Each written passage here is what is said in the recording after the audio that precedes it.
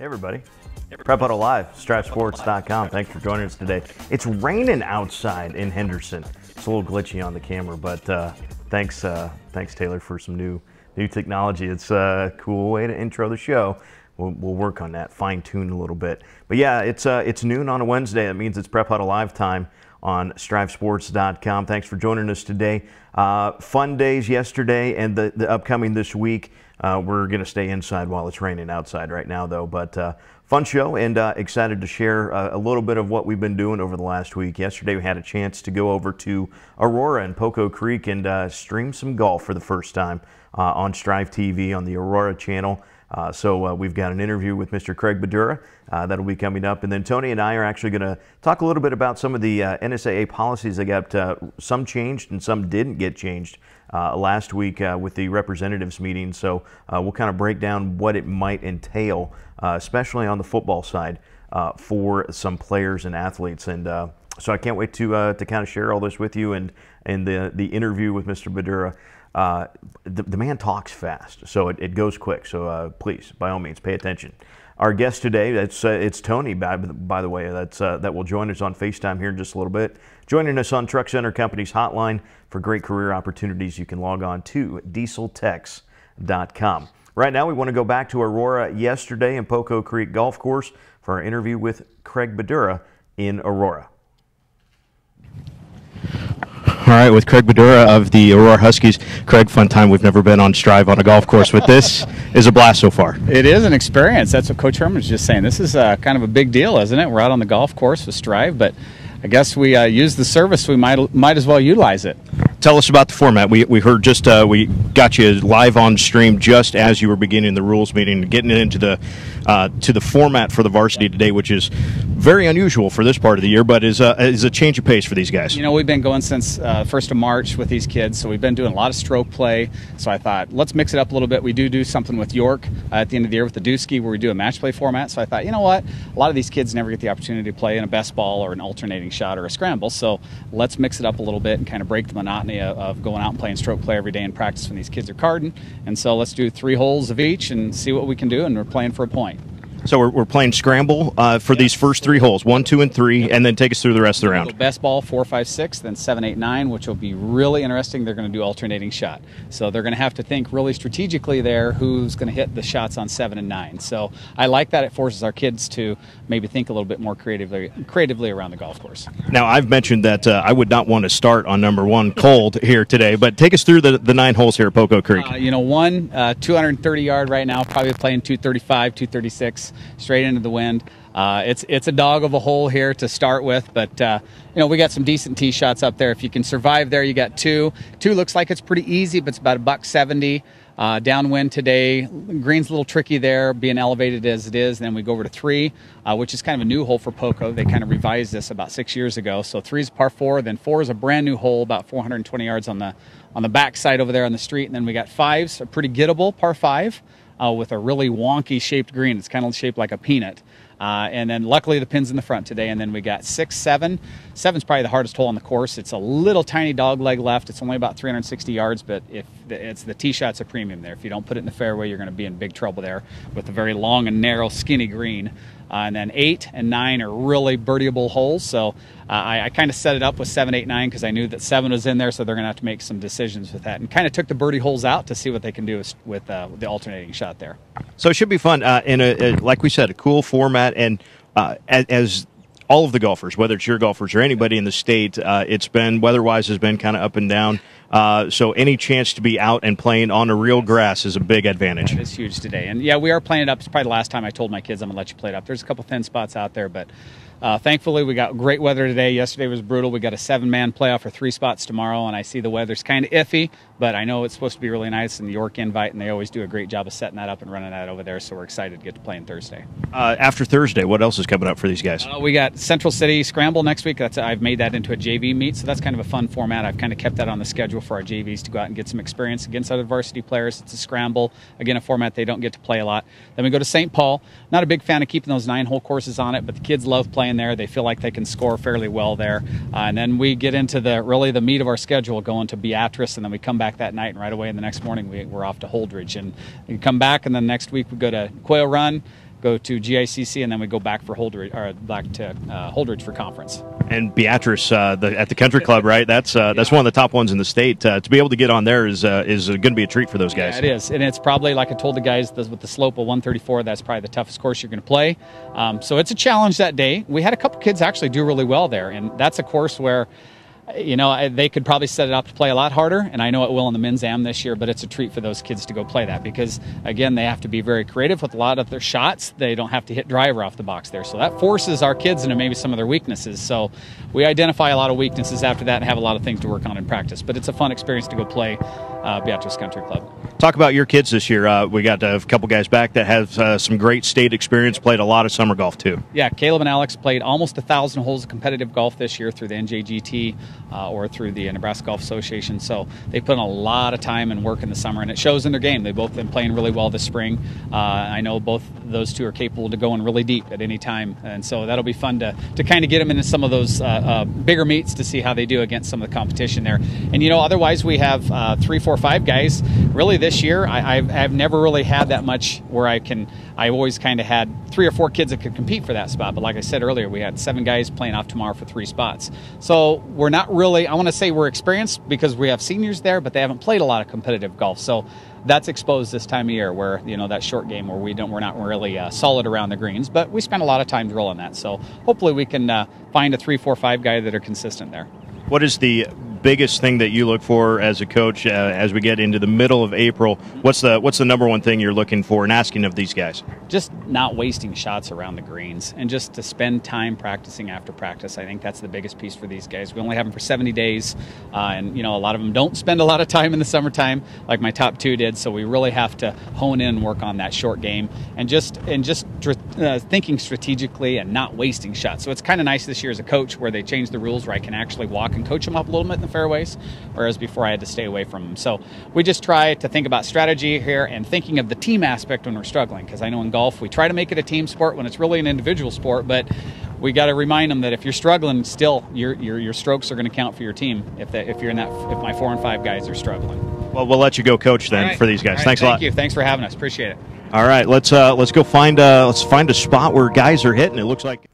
Again, thanks to Mr. Badura. That was just a lot of fun. We do have the on-demand up on the Aurora Strive channel, so you can go to strive.tv/Aurora to see kind of how we did things yesterday. And like we said, it was pretty rough. You know, the first time we'd ever done anything like that. But boy, it was fun to be on the course and to get the different shots. And hopefully we didn't make the kids too nervous out there. Although when we had the microphone on the first tee and that camera shot that you saw with the interview was right behind the tee box, I'm sure it was on the minds of a few of those guys. In any effect, we're going to take a real quick break, and when we come back, Tony Chapman joining us to talk a little bit about some policy changes with the NSA coming up. This is Prep Huddle Live on StriveSports.com. Yeah, I get it. For the little things. Technology's great. It makes things easier. It's faster. We can get things done wherever we go. And we get all that from our bank. It works for us. But for the bigger things, the things that really count, I still want to talk to the people I know and trust. That's why I'm here. Hey, what's going on? Just checking the fields. Yours are looking pretty good. Must be doing something right. Actually, I got a guy. You got a guy? Well, it's not just any guy. I got a channel seedsman. Channel, yeah? Yeah, I've been working with him pretty close to get, well, you can see for yourself. This is what I recommend. Let's get to work.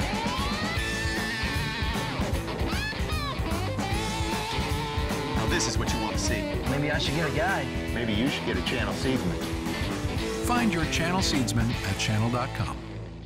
Nova Fitness Equipment of Omaha has provided the very best weight room, track and field, and sports surfacing products for over 30 years in Nebraska. They provide Cybex, Matrix Fitness, Vertimax, Tough Stuff, Pro Elite, Stairmaster, York Barbell, Troy Barbell, and UCS track and performance products. From rubber flooring, strength equipment, cardio products, and sports performance accessories, Nova Fitness Equipment has what you need to make your athletic program successful. Contact Nova Fitness Equipment today at their home office in Omaha or online at novafitnessequipment.com.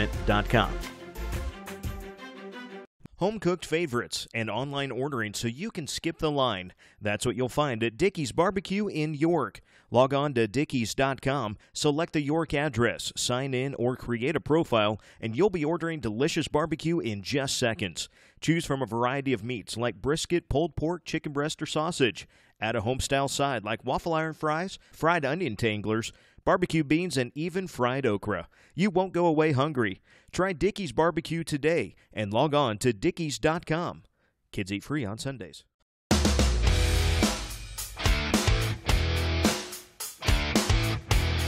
trucking industry gives you a lot of opportunity for careers because there's such a wide, vast list of possibilities and areas that you can go into. As technicians, these trucks are as advanced as cars are today, so we need technicians that can work on them and understand how to work the computer system and get them up and running so the customer can make money. These trucks are workhorses, but they're built for comfort and they're easy to drive. Freightliner builds these trucks for drivers' wants and customers' needs.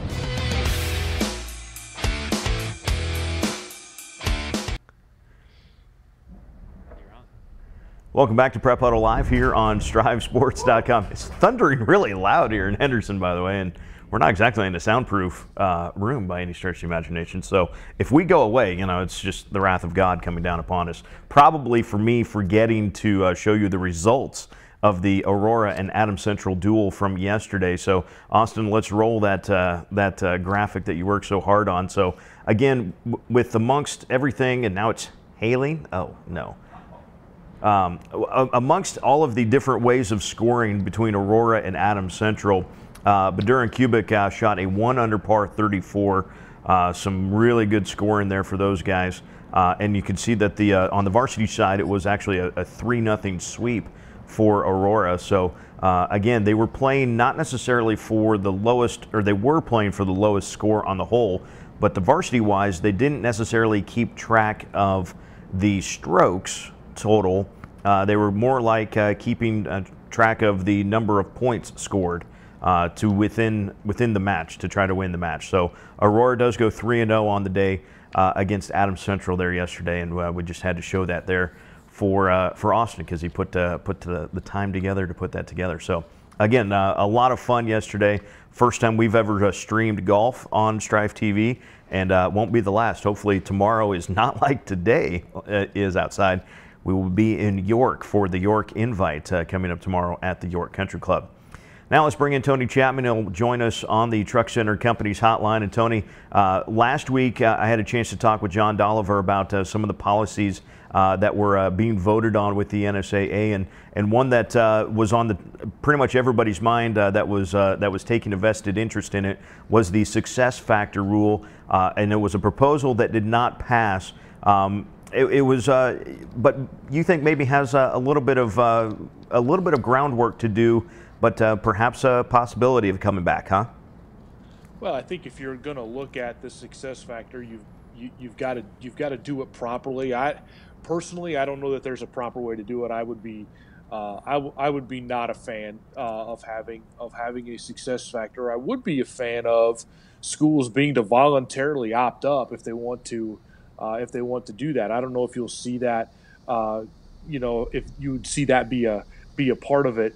I apologize too if you can hear the wet saw out in my backyard as they are grinding some rock and doing some landscaping. So my apologies on that. So anyway, I guess that's where I stand with it. I think the success factor, the proposal that was put together was certainly geared toward the parochial school, but you certainly get into a spot where you might have some public schools that could opt, or that could be bumped up in that success factor. It failed by 33 to 18, so it's not even really close yet to being able to pass. I think they need to flip that at least to have it pass initial approval.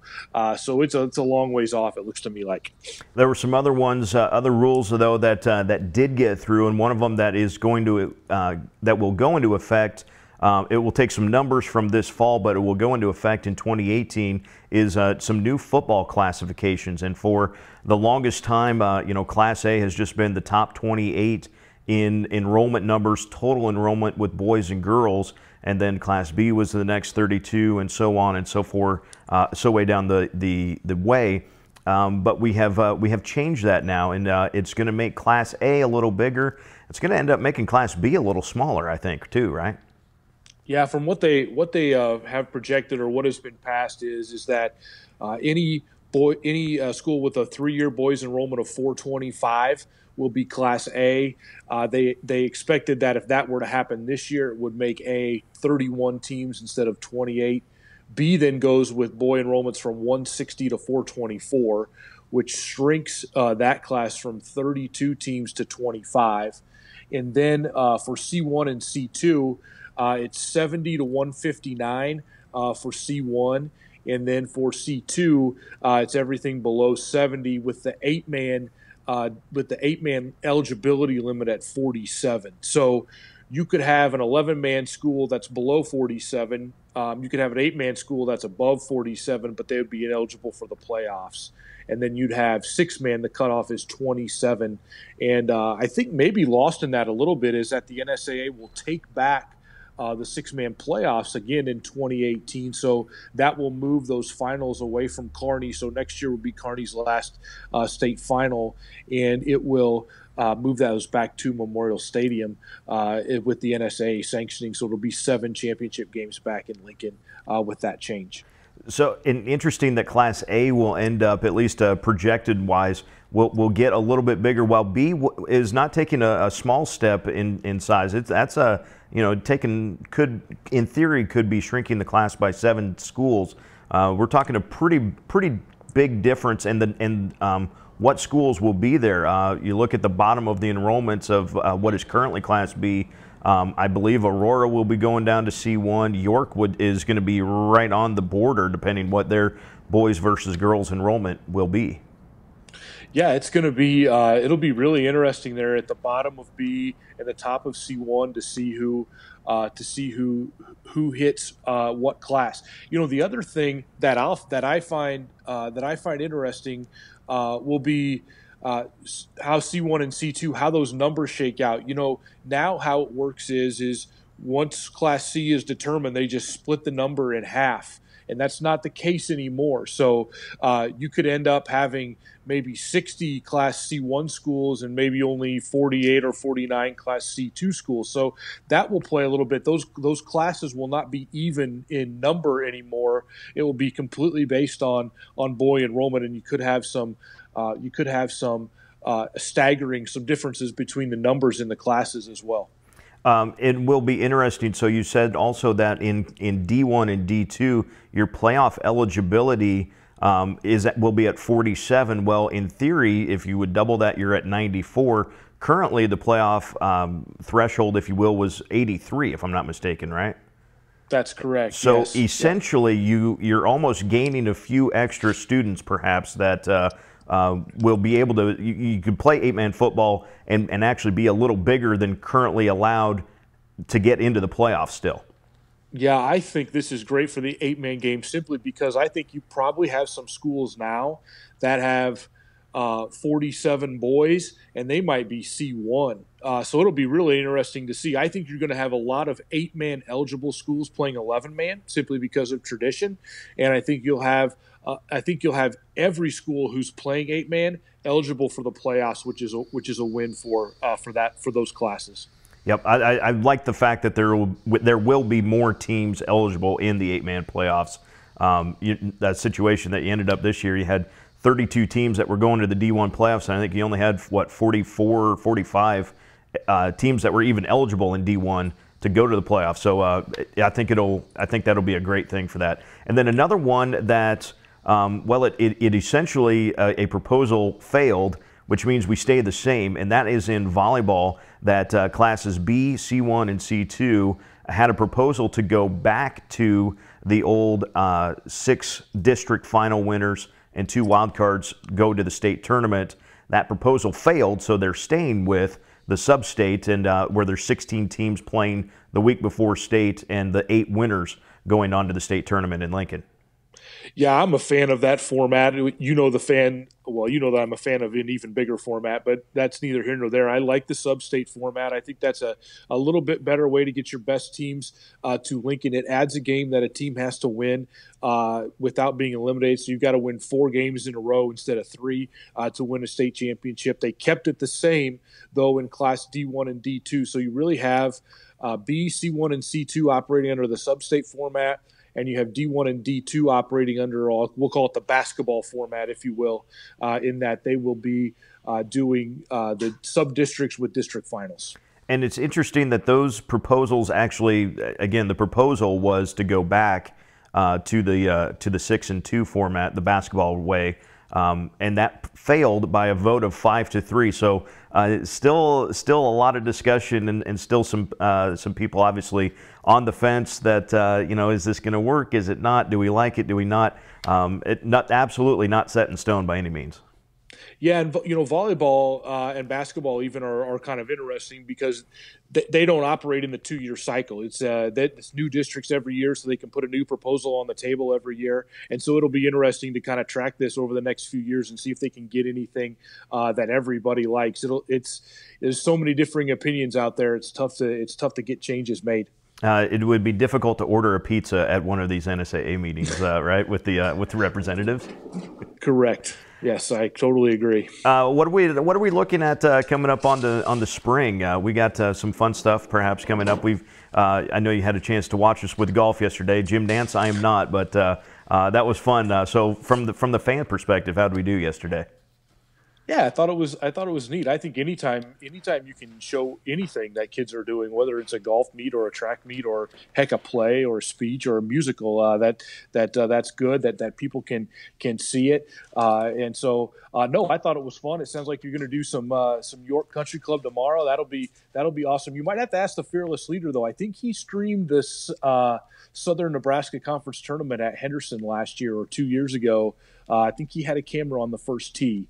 So I don't know if that was yesterday's first ever golf telecast. He's not listening right now, but did you have a camera on the first tee in Henderson a couple years ago? Yeah. Oh. Yeah, we did the SNC. Okay. Yeah, sorry. Oh, geez. I thought we were just completely groundbreaking yesterday. But no announcing or anything, just a static camera. Okay, well, so we've come a long way in a couple of years. Yes, I guess that's the point. Yes. Absolutely. And track, I think I know you sent over a track document. I've been so busy I haven't even looked at it yet, but we have some great track athletes out there, a lot of defending champions that we're probably going to need to write some stories on here as the track season gets going. At the end of the month, one of the funnest ones over here in Grand Island is the Central Nebraska meet, where we always have loads of athletes competing, and you've got everybody from every class with a chance to compete with people. And I know that they've got one of those similar going in Omaha here soon. I don't know, that might even be early next week, the Nebraska Track and Field Festival, which should be a fun one as well. And you've got a Millard West baseball team that's pretty good. We've got a few soccer teams that are good that we'll probably be covering as they get into district and conference and in state play. And the end of April usually ramps up all the way through the end of state golf at the end of May. And then by the time we get to the end of May, then we are looking heavily at the first weekend of June, and that means the Strive All-Star Classic. And I know you missed out on the release of it last week, but I wanted to get your thoughts on the rosters. There are some athletes on these squads. Yeah, well, I mean, this was like a pipe dream 3 years ago when you were still in Kansas, and what Taylor has done to promote that event and to grow our schools and get us even better athletes. I mean, for us to have David Owinjit, a Drake Gorn, and Ashlyn Power, to have those types of athletes at our event just makes it even better. And so, as we grow, it'll obviously continue the athletes that we have to choose from will continue to grow. So it's really been a fun event, and I suspect it'll be our like last year, our best one ever. I suspect this one will be even a little better this year as well. Will be interesting. You were following on Twitter there when we had the announcements go out on Twitter. suddenly we needed a football game and a volleyball game to go along with this and just make it a 3 days worth of stuff. Taylor's laughing right now behind the camera, by the way. A jamboree. Let's do it. Jamboree. That way we can get everybody involved. And and if everything was tied at the end of the weekend, it'd be a ping pong tournament to determine the overall champion. So, Tony, I think that's all we got for this week, unless you have something, I'm good. Truly inspirational on your end. Sounds good to me. Yeah. All right. With that, folks, thanks to Tony for joining us on the Truck Center Company's hotline, and thanks for tuning in for another Prep Huddle Live. We will see you perhaps next week, but more than likely on a daily 3 for the next few days. Next week, we will be heading to Omaha for the NETA convention for a few days, so Prep Huddle Live probably won't look like this. It might just be the daily 3 on Facebook Live, so make sure you check that out. And then by the time we get back from that, it'll be the end of April and hot and heavy into lots more content. So excited to share a lot of stories coming up this spring. And thanks for watching us here today on Prep Huddle Live on StriveSports.com.